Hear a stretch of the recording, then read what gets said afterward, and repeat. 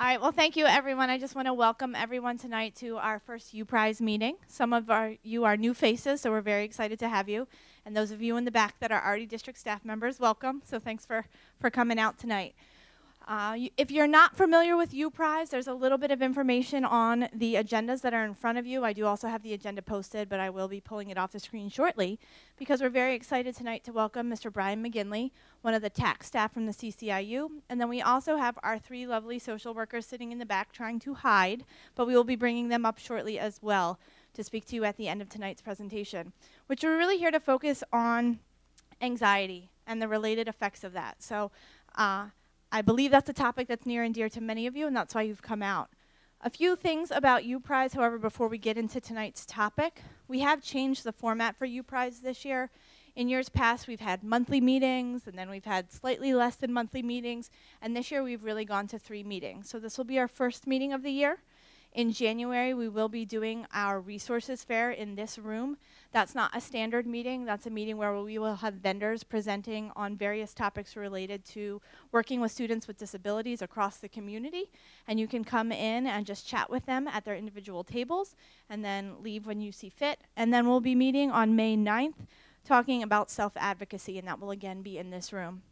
Before that meeting, we will also have a parent advisory council. So if you're interested in providing input for next year as to how U-PRISE will run, what the topics will be, and what the format for the meetings will look like, we meet about an hour before this meeting right here in this room as well. So if you're interested in joining the parent advisory council, please let us know.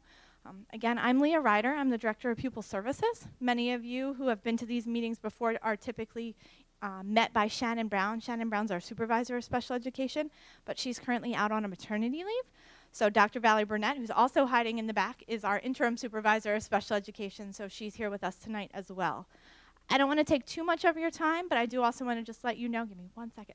Snacks are over there, and there are restrooms down the hallway just to take care of that. And then it sounds like you have a question.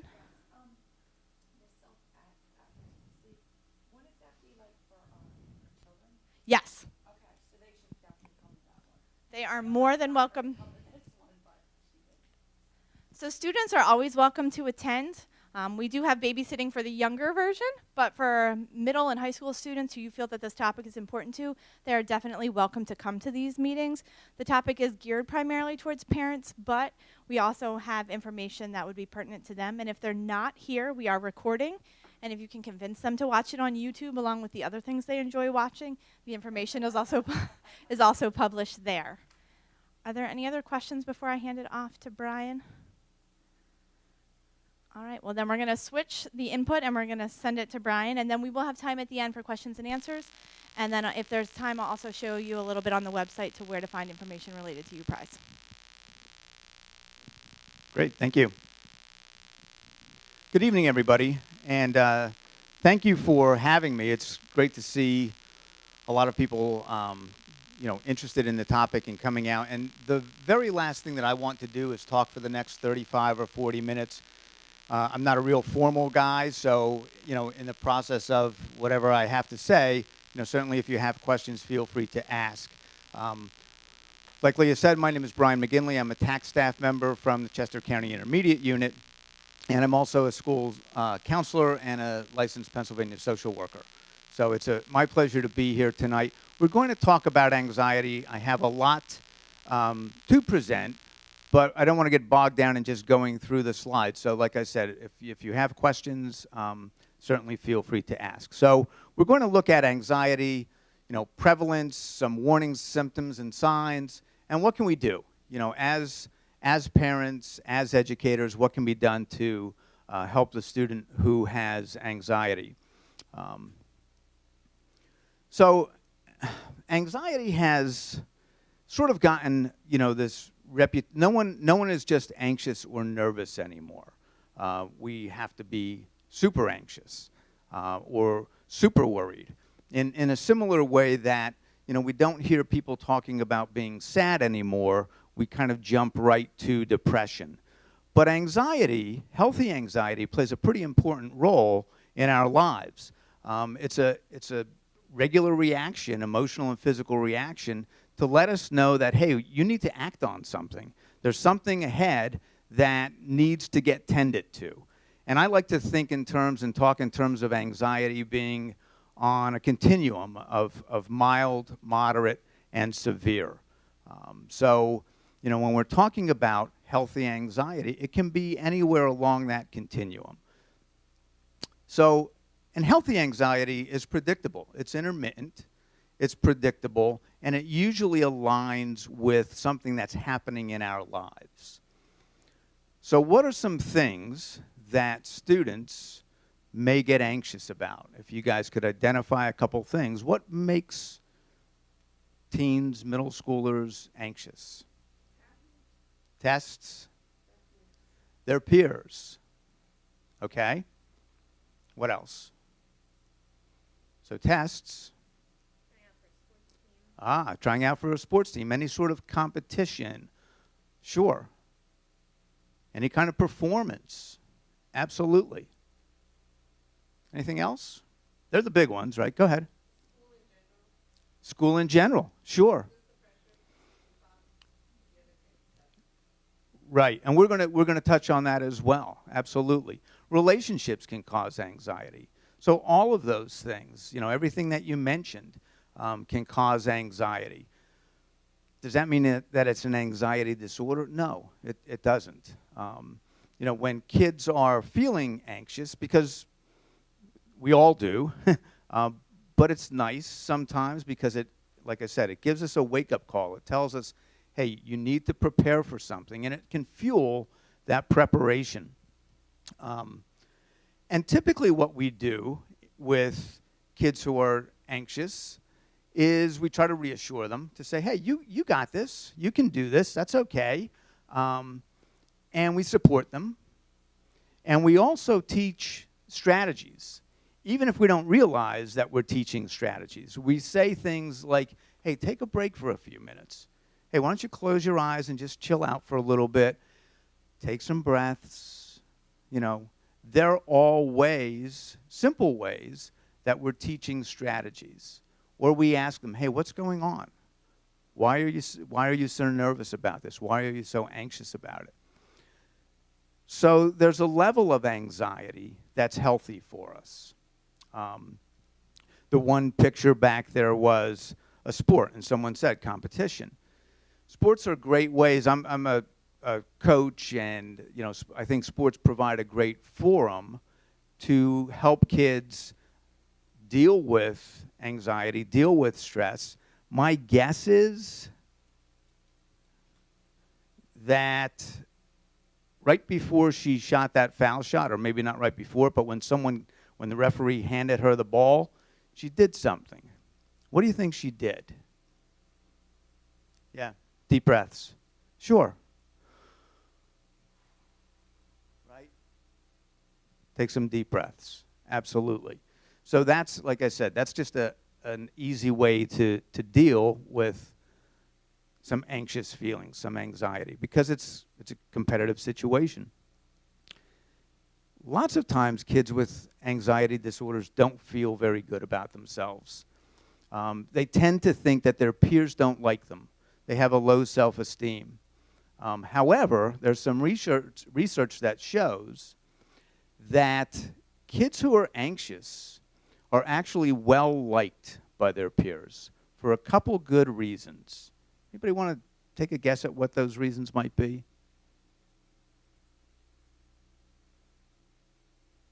Go ahead. That's part of it. Their peers can relate to them. Go ahead, Val.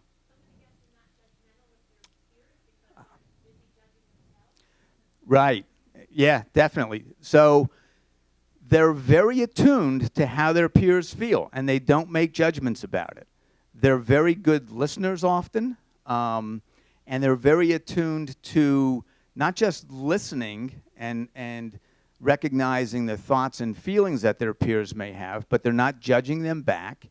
And they're even aware of micro expressions because of their anxiety.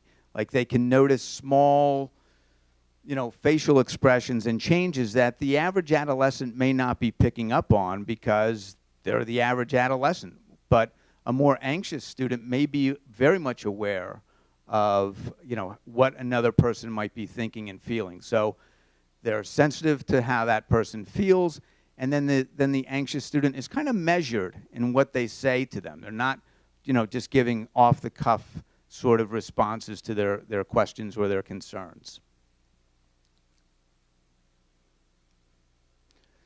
So how do we get there? How do we get to be, how have we gotten to be such an anxious, anxiety-driven society? Because in large part we are. And so we have risk factors. There are factors that definitely play a role in kids and adults becoming more anxious. So some of those might be, and it's complicated. It's a complicated set of factors that can, rarely is it just one thing that stands alone. They kind of intertwine. But these can include genetics. Sometimes we as parents are anxious, genetically. And so that can get passed on. And so kids are kind of born wired to be anxious, wired to be, much, much more hypersensitive. So genetics play a role. And a family history of mental health issues also play a role in that. And I always add that if there's a family history of addiction, that's something that oftentimes masks mental health issues, including anxiety and depression. So, if there's a family history of addiction, then we also can look at, hey, was anxiety being masked in there as well?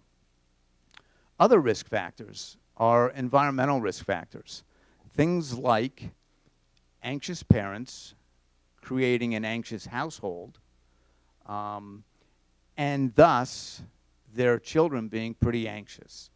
So controlling or overprotective parents, giving the message that, hey, you're kind of not safe. And so I need to hover and monitor and make sure and overprotect. And it sends a message that you're not safe in this world, and that creates anxiety in the student or in the child.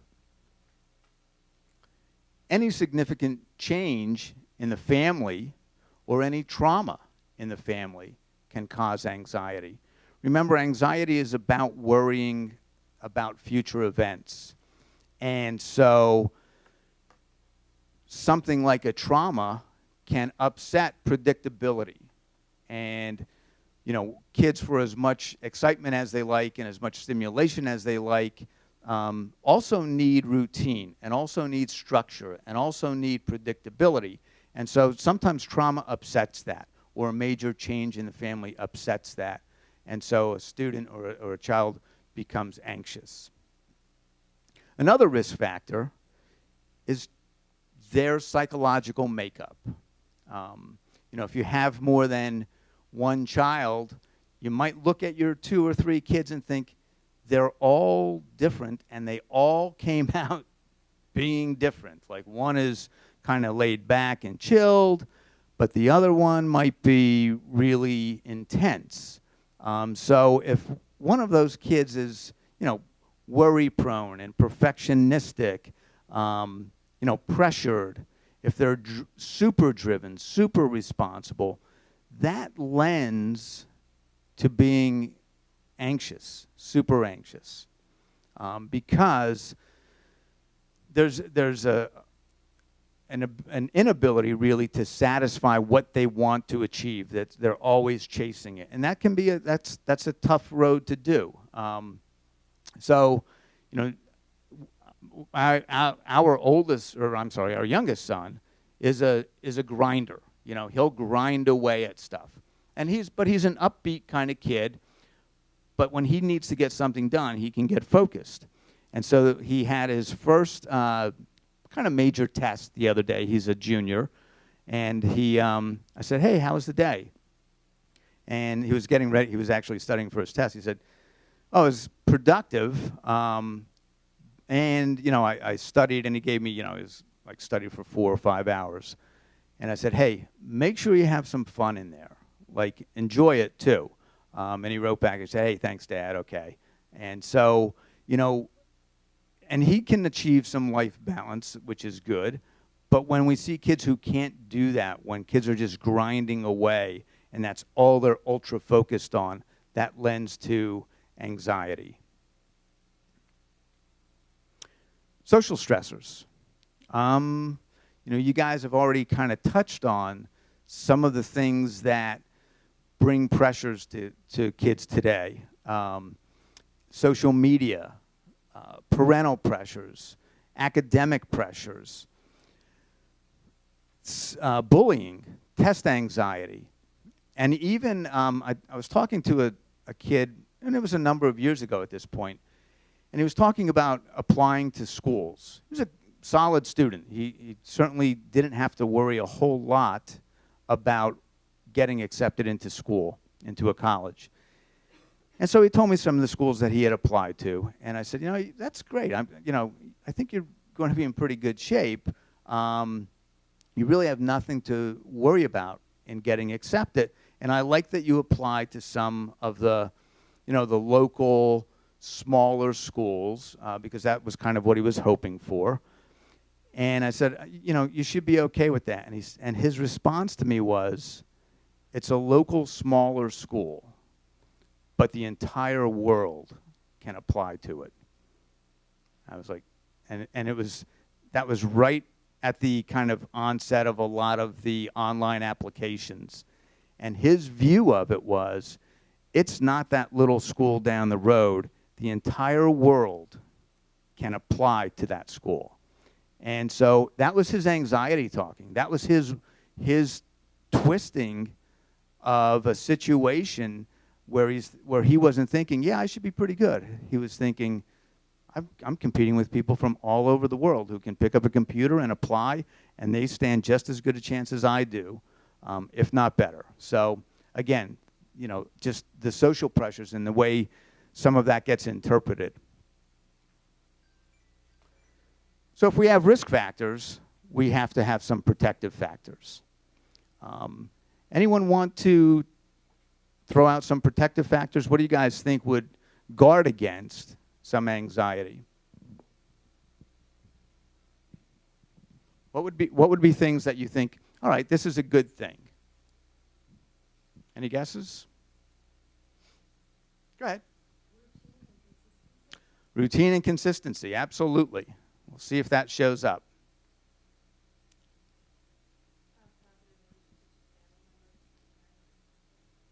Positive relationships with family members. Great. Okay. Anything else? Go ahead.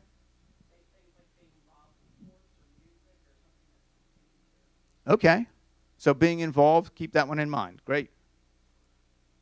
Anything else? All good. Go ahead.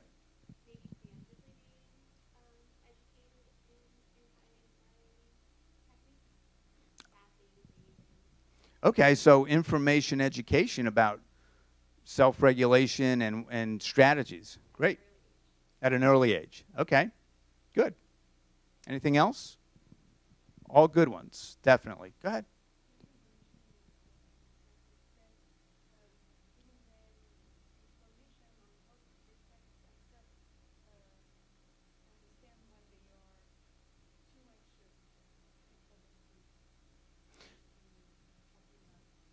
Sure, giving them education, giving them information, to be attuned to their own anxiety and what they can do about it. Absolutely. All right, awesome. Let's see what we have. I'm sure some of those will definitely show up. So mentors. Mentors in the community, mentors in school, coaches, helpful adults. Anyone who's going to give them some direction. Activities in the community and at school. Again, places where they can go. We all like to go into a room and have people say hello to us and have us feel like we belong to that group or that activity. So clubs at school. Positive norms. Things to say, hey, this is the way we do things in this school or in this family that are positive, that are in the right direction so that it doesn't lead to conflict for kids. clear expectations for behavior. Again, I'm sure that if you walk down, particularly in the elementary school or schools, you would see at the beginning of the year all of the expectations for behavior for the school year. So that's a helpful, nice little way to guard against anxiety. Some more protective factors. Physical and psychological safety. On a rainy night like tonight, when you drive home, everybody wants to be able to walk into your house and go, kick your shoes off, and be able to relax, right? And in order to do that, you have to feel safe. You have to be able to feel relaxed. So physical and psychological safety is another protective factor.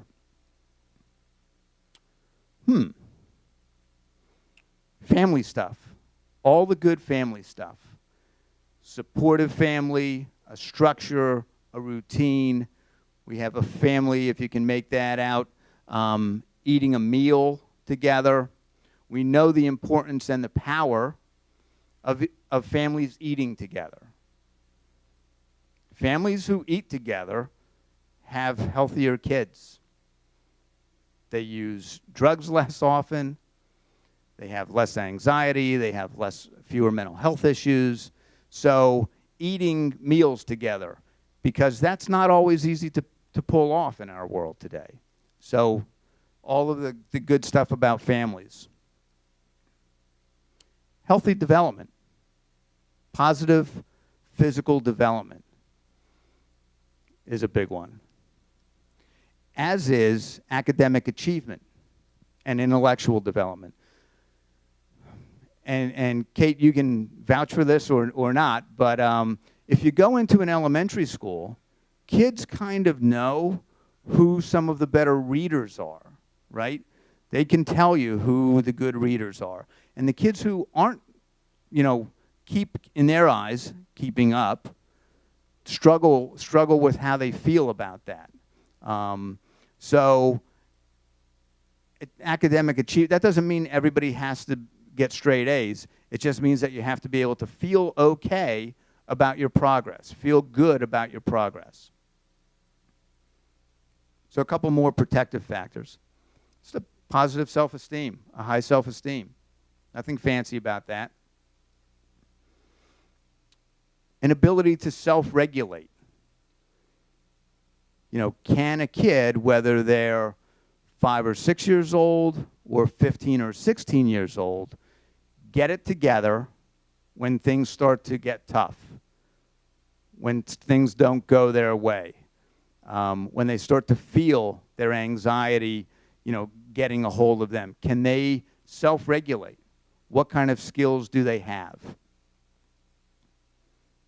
Are they good problem solvers? Can they come up with things to solve problems? A couple different solutions. So are they good problem solvers? Are they connected? Can they, like we said earlier, can they walk into a school?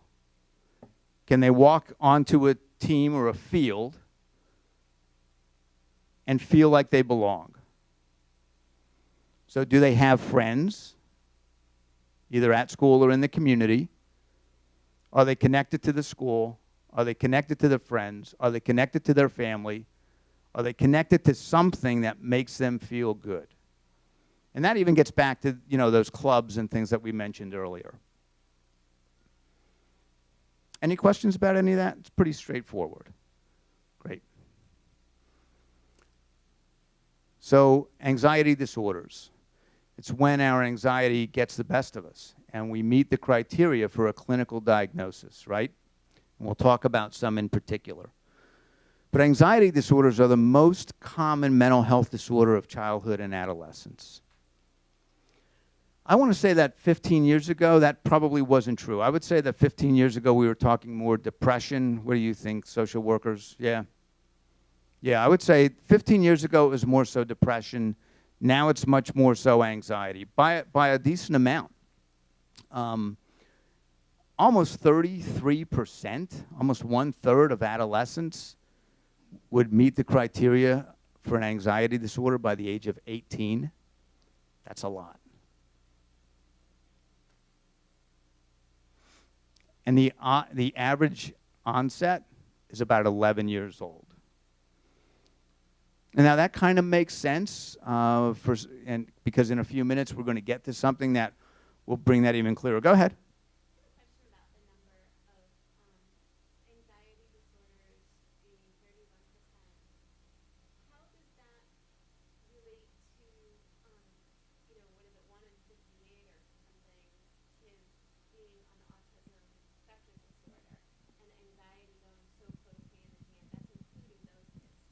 Correct. Yes. Good question. So, prior to puberty, anxiety disorders are about the same prevalence for males and females. After puberty, anxiety becomes much more prevalent in females by a 2-to-1 margin. So, technically, gender, being female, is a risk factor for an anxiety disorder. And we talk about anxiety kind of getting worse over the years. High school students today have more anxiety and more anxiety symptoms and are twice as likely to see a mental health professional as teens during the 1980s. So that's, 30-ish years ago. But that's a pretty big change as well. So that's a little picture of the DSM-5. That's the Diagnostic Statistical Manual. That's how the diagnosis of any psychiatric disorder is made. We're going to spend a few minutes just talking about GAD, or generalized anxiety disorder. So it's a feeling of dread that impacts a person's entire life. It's less intense and focused than a panic attack, but it's more pervasive. So it's sort of more omnipresent. It doesn't come and go. And it can be strong, very strong, because it's typically about realistic life situations. So a high schooler who's in a play, their anxiety might be, gee, if I don't say everything or sing everything perfectly, I'm going to mess up the entire play for everybody, and everybody's going to kind of hate me for it. That's what their anxiety is about. It probably is not about,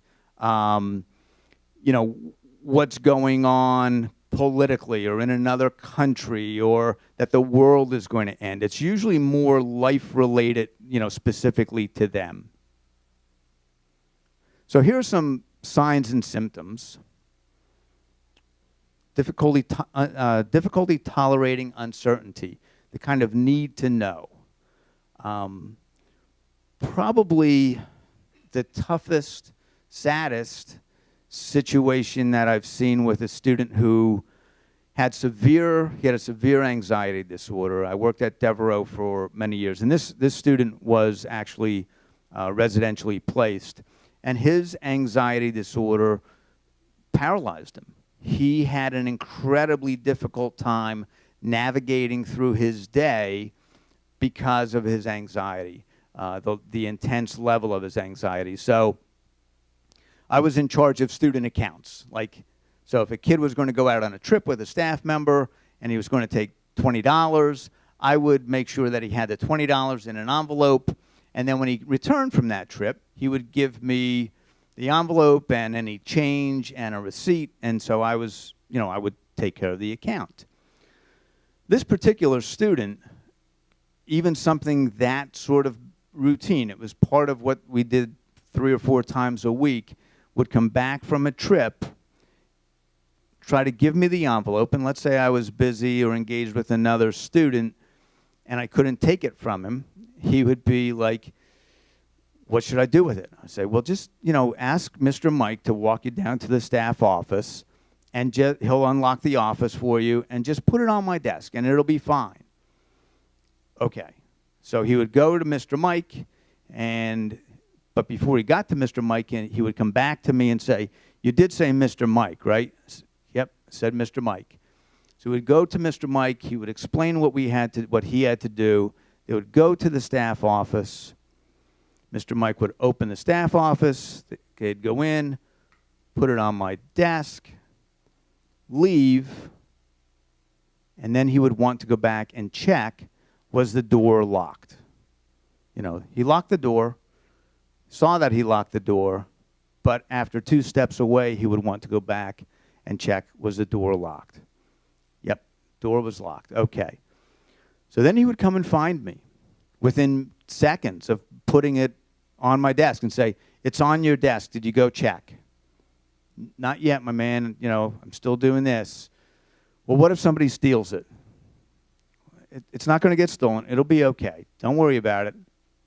Somebody might steal it, Mr. McGinley. No, you're okay, my man. Don't sweat it. It's all right. Okay, so it should be okay, right? Yep. Take a couple steps, walk away, come back. Well, when do you think you're going to go check it? Because if it's there too long, someone will stand a chance of taking it. It was exhausting. I mean, it was exhausting for us, but it was exhausting for him, physically exhausting and painful for him. And that's an extreme example of needing to know, kind of future events. Like we said before, the content is typically age appropriate. So excessive worry interferes with the ability to do things quickly, like take timed tests. That becomes an issue. So taking timed tests can be really tough. And this saying is very true. They procrastinate due to feeling overwhelmed and feel overwhelmed due to procrastinating. So it's a vicious, self-feeding cycle that anxiety gets whipping around to just overwhelm the student. So some more signs and symptoms. Stop extracurricular activities. Becomes too overwhelming. They don't feel good about themselves, so they start to drop out of activities. They spend more time alone. That shows up in households, right? It's tough, but it shows up in households when, the parent comes in and says, "Oh, where's Mary? She's up in her room." And it's deflating. It's tough because you're thinking, this is like every day she's coming home and just going to a room and spending time by herself. And that can be very, very difficult for family members to kind of deal with and to manage and to understand and support. Some more symptoms. Excessive worry, like we've said a few times. Drop in grades. Just gets tougher. Drop in grades. Attendance. Probably one of the big things that schools see is excessive absences. Worked at the Child and Career Development Center for many years, and we had a lot of students who struggled with severe anxiety. And we would try all kinds of things to get students to come to school or to come into the building. And it was, for a lot of parents, it was super difficult to get them into school, or for us to keep them engaged for the entire school day. So as the school counselor, lots of times kids would come to my office and sit. Lots of times they would beg and cry to go home. And it certainly took a toll on a lot of families, because that's a tough one. That's a big thing that gets very difficult with anxious kids and their families. So a few more. Edginess and irritability, Unexplained outbursts. Everything was going pretty well. I don't know what happened. Next thing I know, he was upset. So unexplained outbursts. Difficulty concentrating. And avoiding social interactions. Again, a real sad hallmark of anxiety disorders.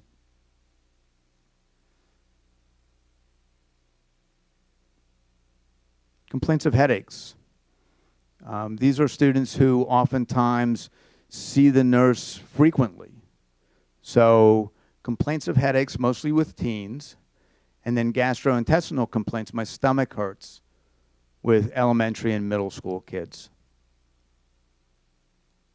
Somatic complaints, all of the physical aches and pains. This hurts, that bothers me. You know, being in pain but not being able to explain, did something happen? No, it just hurts kind of thing.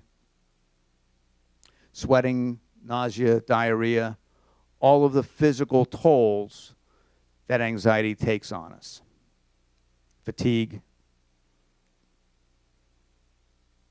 And sleep issues. Sleep issues is a big one. So if we boil a lot of those down, parents are generally concerned about these 6 issues in particular. Anybody want to venture to guess what a couple of them might be? Go ahead. Attendance at school, okay.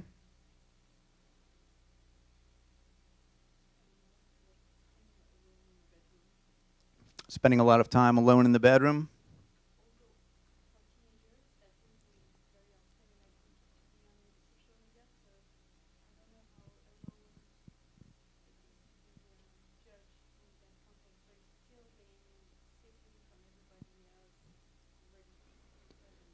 Right. Yeah, no kind of human interaction, right? Sure. Okay.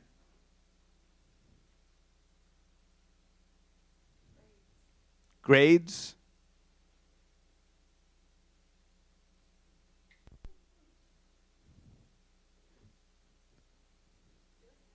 Suicide. Okay. Thank you. So in a roundabout way, all of those things either fit directly or fit kind of indirectly. Absolutely.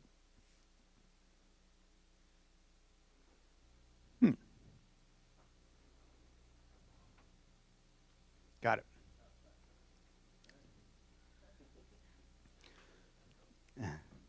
Thank you. So, one, is your child sleeping? One of the first things that gets the attention of a parent is, did you hear her up last night at like 2 o'clock? Or because when our kids aren't sleeping, guess what? We're not either, right? So that's oftentimes a big one. Is their child sleeping?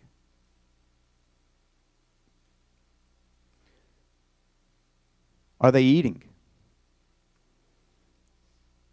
2 issues related to anxiety and other mental health issues. But are they sleeping? Are they eating? How are their grades? Are they getting to school? Are they doing their work when they're there? How are their grades?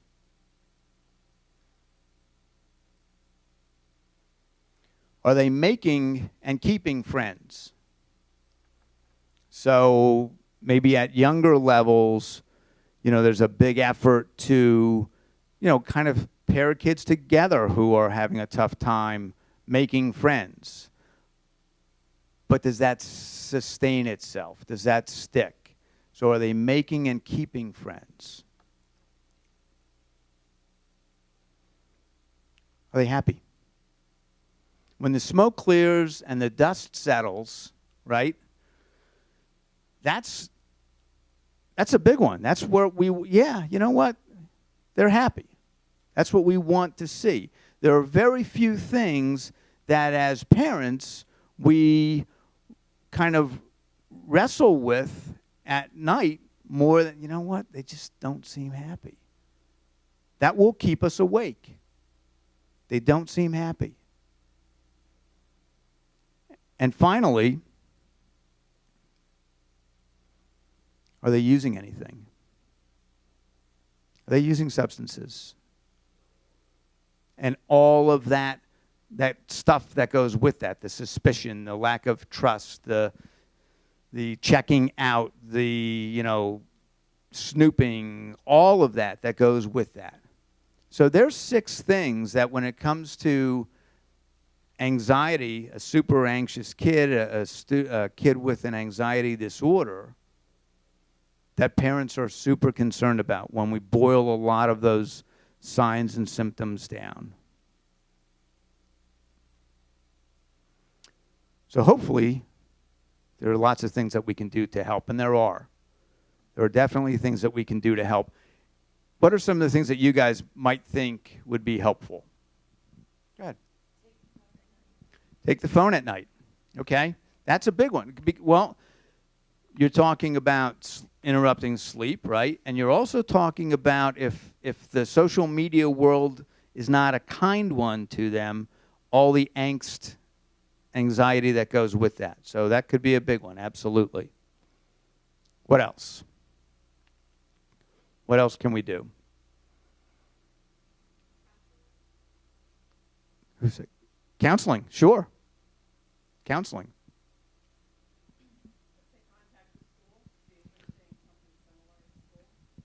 Contact the school, sure, absolutely. This is a district that has great people, great resources. There are things that they will, work with you on, but if they don't know, they can't help. So definitely contact the school, collaborate, work with. Good one. Anything else? Let's see. Something simple. Breathe. Deep breathing. It reboots us, right? It gets us, morning and night. Take some deep breaths. It moves us from the sympathetic nervous system to the parasympathetic nervous system. We all do it. You've probably done it 20 times today. Sitting in traffic, walking into a meeting that maybe you didn't want to go into, dealing with, whatever it was that had you anxious or had you, a little angsty. Just take some deep breaths. And there's some very structured ways, obviously, that we can do that as well. Exercise, movement. Another great way to lessen anxiety. Eat healthy food. Eliminating sugars and things like that, it helps. Eat healthy food. Therapy. Usually, people talk in terms of cognitive behavioral therapy as one of the more effective ways to treat anxiety disorders. It is, it's research-based, great form of therapy. That doesn't mean that that's the only kind of therapy that works. Again, when kind of push comes to shove and the dust settles and the smoke clears, really what's super important is that the child and the therapist have a good relationship. That's really one of the most important predictive outcomes of therapy.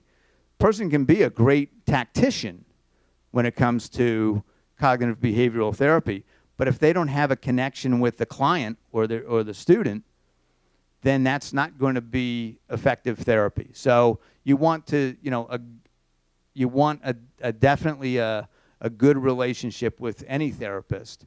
And if they're a cognitive behavioral therapist, then that's an extra bonus. Sleep.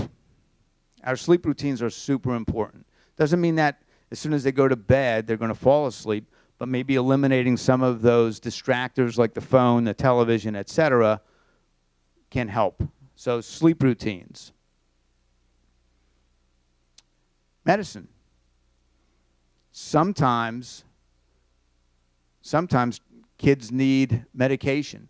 And you can start with a primary care physician, but really I would suggest, sort of as a best practice, to see a psychiatrist for that medication. I think that's really the best place to go.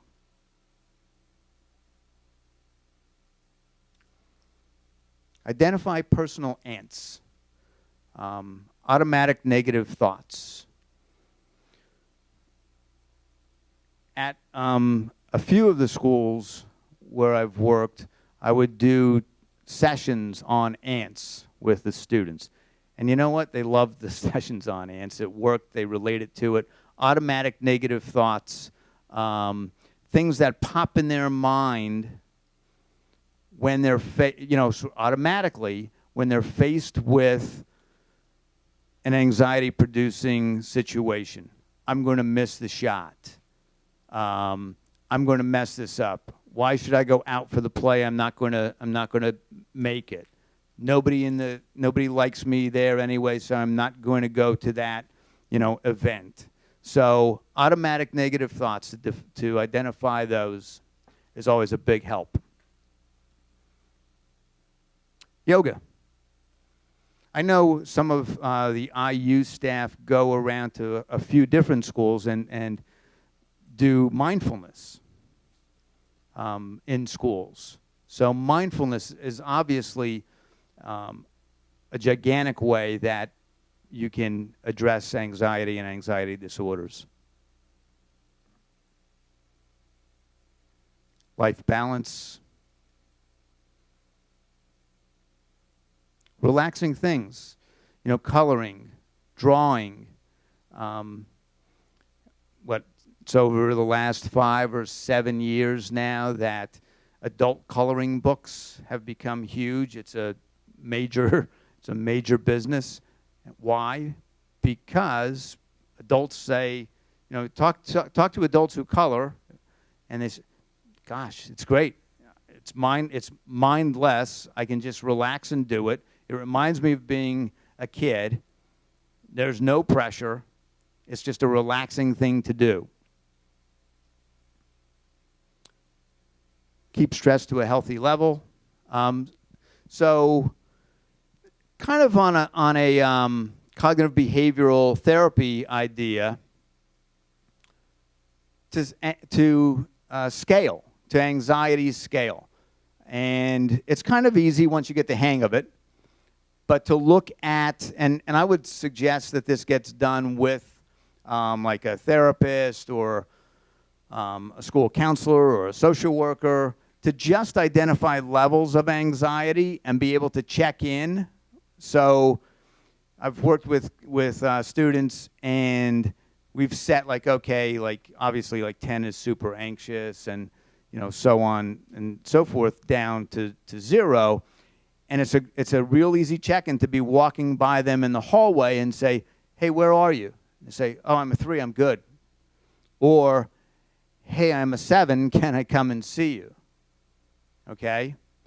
And then with that, they also know, okay, how do I move from a 7 to a 6 to a 5? How do I not go from a 7 to an 8? So scaling is important. Be prepared. Anxiety disorders can be time-consuming from a standpoint of preparation. So if a child gets anxious about being late and they need a ride to where they go, then it's not helpful if we as adults are running late all the time, because that just escalates their level of anxiety. So be prepared and be aware of triggers. Again, going back to identifying personal triggers. Sometimes that's Monday morning. Sometimes it's a competition. Sometimes it's prom time and having to ask a date. So be prepared for those kinds of situations. Self-talk. What can students do? What can kids do to talk themselves down a little bit? To not, I have a sign in my office that says, don't believe everything you think. Right? Don't believe everything you think. So you can change those thoughts. So that's sometimes called cognitive restructuring, cognitive reframing.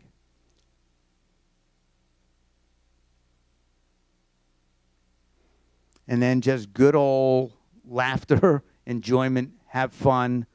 Sometimes we can get locked into, I know you have an anxiety issue, and so that's where I'm going to focus. And we forget the peripheral stuff. We forget how to just go out and relax and have fun and enjoy, and those kinds of things are super important. So doing those and looking for humor, doing those kinds of things can also lessen anxiety.